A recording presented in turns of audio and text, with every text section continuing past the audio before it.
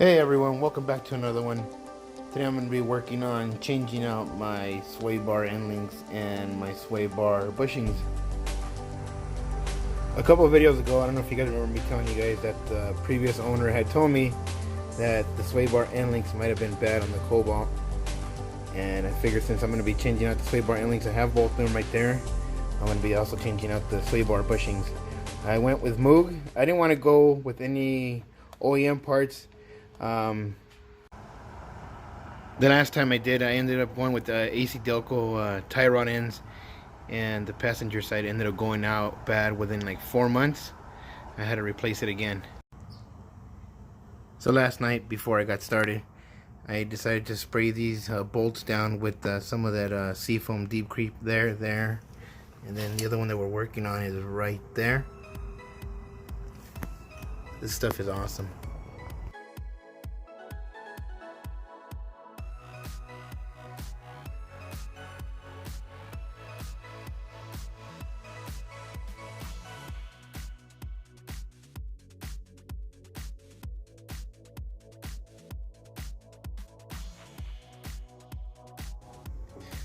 Alright, so I got the passenger side out. I'm not sure if this is normal play, but the bottom side, if there is a top and bottom to it, seems a little bit harder. This one kind of goes back into position, but the one that was on the top side, whichever way you push it, it just stays.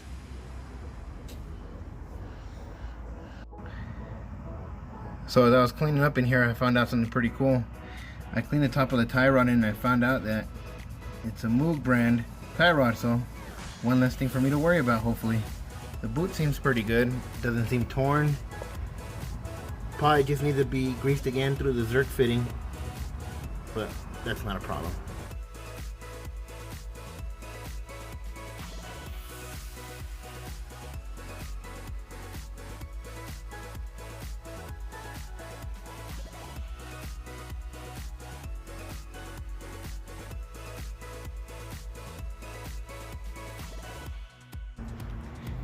Alright, so I got both of the old ones off and I got the two new ones right there in the front.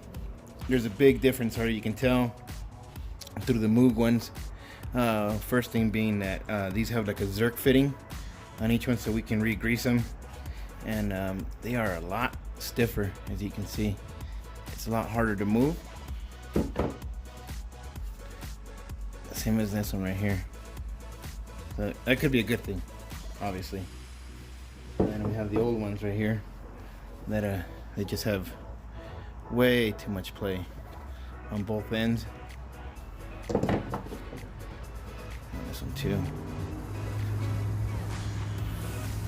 So I think it was safe to say it was time to change them out. Alright, up next is the sway bar bushing. Hopefully we can get it out.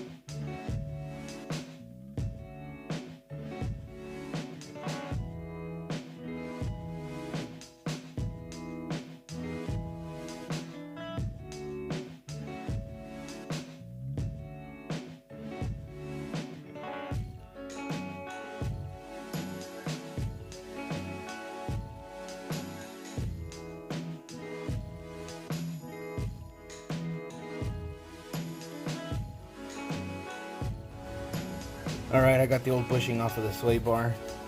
You can see it right there next to the new one. All in all, it doesn't seem like it's in bad shape. It seems pretty good. Still nice and stiff. Not worn or anything like that, like broken or cracking or anything like that compared to the new one. The new one is a lot stiffer, which could be a good thing. Either way, I'm going to change it out. It's more of a peace of mind than anything else.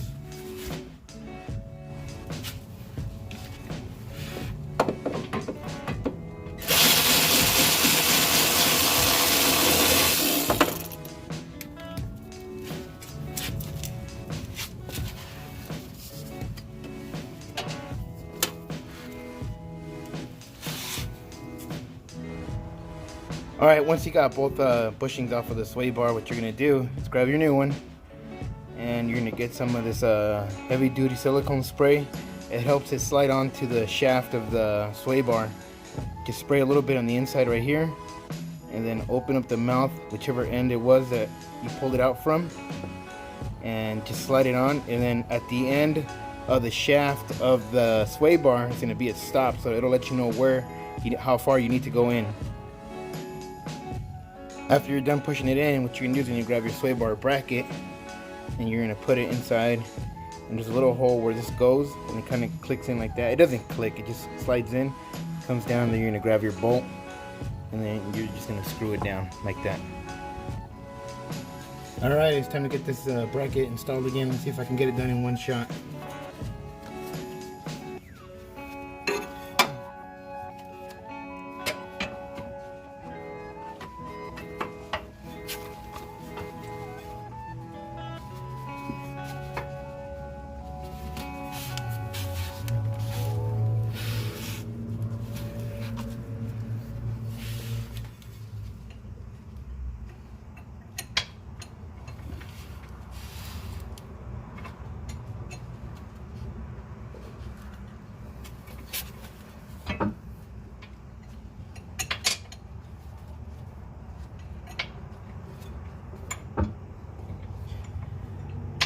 Kind of have to play around with it a little bit just so that you can line up the hole for the bolt,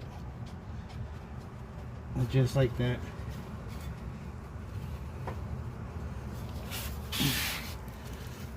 The bracket does seem to be on top correctly onto the bushing. Now before I tighten it down, I'm going to go do the other side. And then after that, we're going to check the Haynes book, see what it says as far as torque specs. Alright, the driver's side is done. That was a little bit more difficult than the passenger side, but I did a bookmark it, so let's see what the Haynes book says. So for the stabilizer bar bracket bolts, it's going to be 37 foot-pounds. Yeah, 37 foot-pounds. Alright, let me get my torque wrench. Alright, here's my torque wrench. And it's set at 35, 36, 37 right there. Alright, now I'm going to snug it down with the regular ratchet.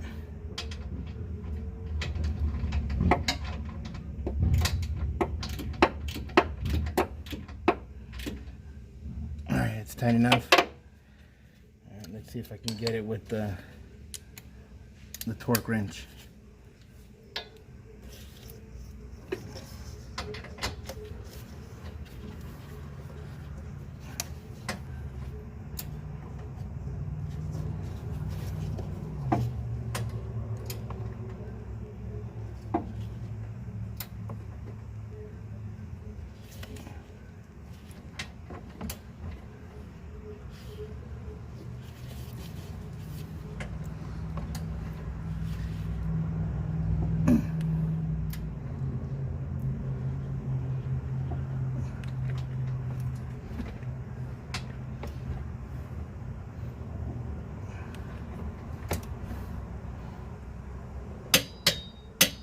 There it is.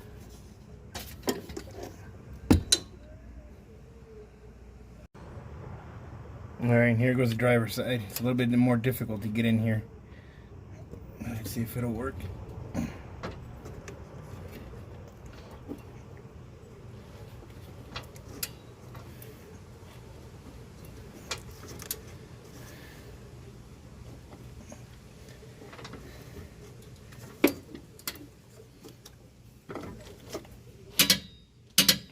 And there it is too. So both sides are at 35 foot-pounds on the sway bar bushings. Okay, back to the book. I know I said 35 foot-pounds, but I had actually set it at 37 for the sway bar bushings.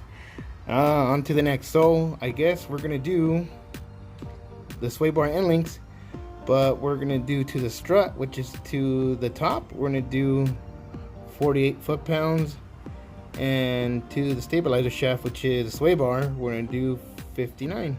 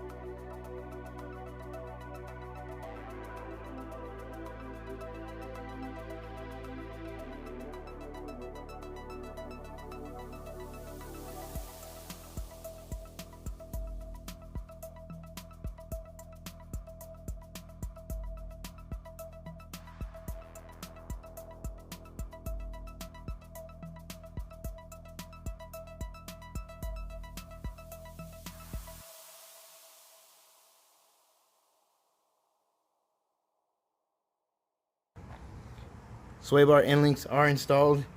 The tops weren't so hard. The bottom, I did have a lot of issues, as you guys saw in the time lapse on the both sides of it. I couldn't get the torque wrench in, but I tightened them down as much as I could, so I'm pretty confident that they will stay. Now I just got to get the grease gun and grease up these fittings. there, and there.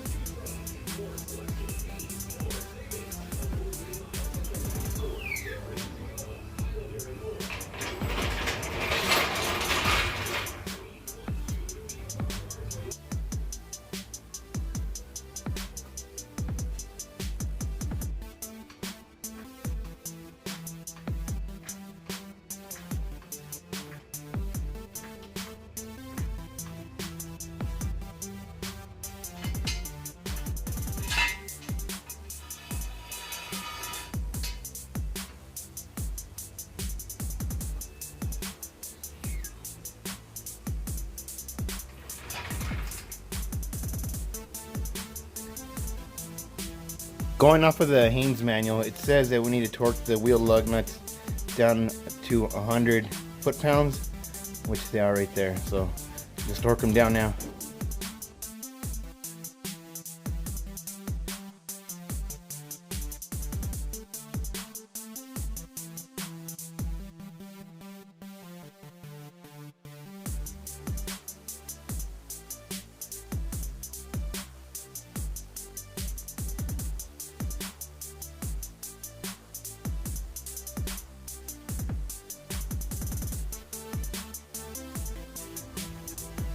Okay, so I torqued down the lug nuts to 100 foot-pounds. We replaced the sway bar end links and the sway bar bushings. The bushings didn't look too bad, but you never know. And obviously the sway bar end links were kind of bad. So we're gonna mark these off. Done and done. And then we came up on the tie rod ends, which were also Moog. They seem good, the boots were fine, so no issues there. That's another one we can cross off the list. Okay, that's going to do it for this one. Hopefully someone found this helpful. And if you made it this far, please give it a thumbs up. I'd really appreciate it. Alright guys,